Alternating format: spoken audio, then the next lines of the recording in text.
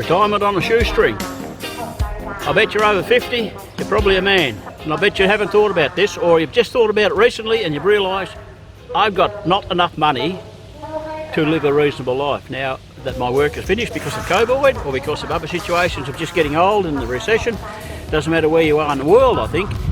You're probably in America, I'm in Australia, well actually I'm in Thailand now, but you've suddenly come to the realisation you really haven't got enough money because you're too busy looking after your family and your kids and the difficulties that happen during life and staying in employment. Now you've got to look at, how can I live cheaper? How can I cut some money? How can I cut my spending? Do I have to cut my spending? Can I get more income? Okay, number one, can I get more income? Mostly, I would say, no.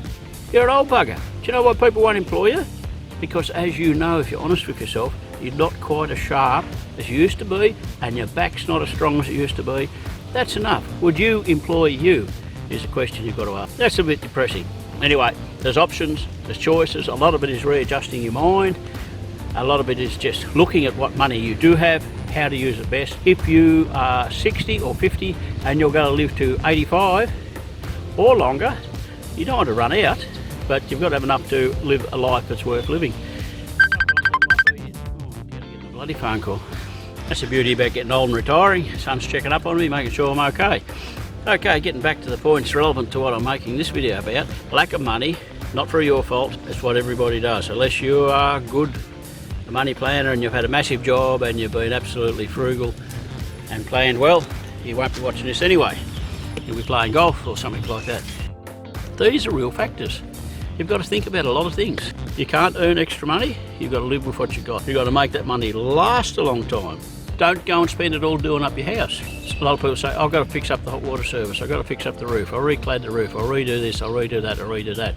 And then they find they don't need the house, or they can't afford to keep it, and then they've got to sell it, and all that improvement money has vanished out of their wealth hoard, your savings. Is your house you're living in now, and your family home, is that viable for your budget that you're going to have to retire on, and for your lifestyle?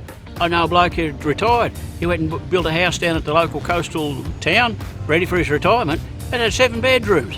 And everybody said, well, you got 7 bedrooms. Oh, the kids might come and stay with me. Guess what? I could let him into a secret. 7 of his kids aren't going to come and stay at once. He's always been short of space in the past. He's passed on now, so I can talk about it. Always been short of space in his family home where he was, and he was overcompensating.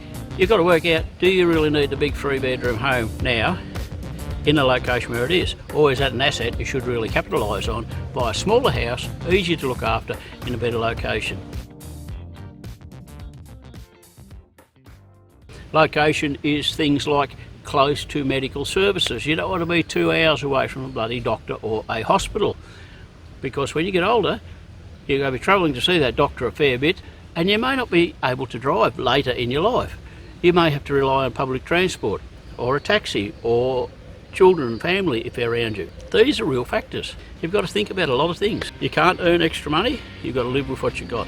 You've got to make that money last a long time. Don't go and spend it all doing up your house.